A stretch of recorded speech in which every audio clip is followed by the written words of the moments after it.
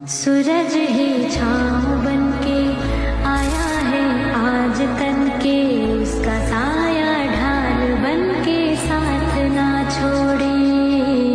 ऐसी ताकत जिसके आगे मौत दम तोड़े, हर एक लम्हा हिफाजत सूरज ही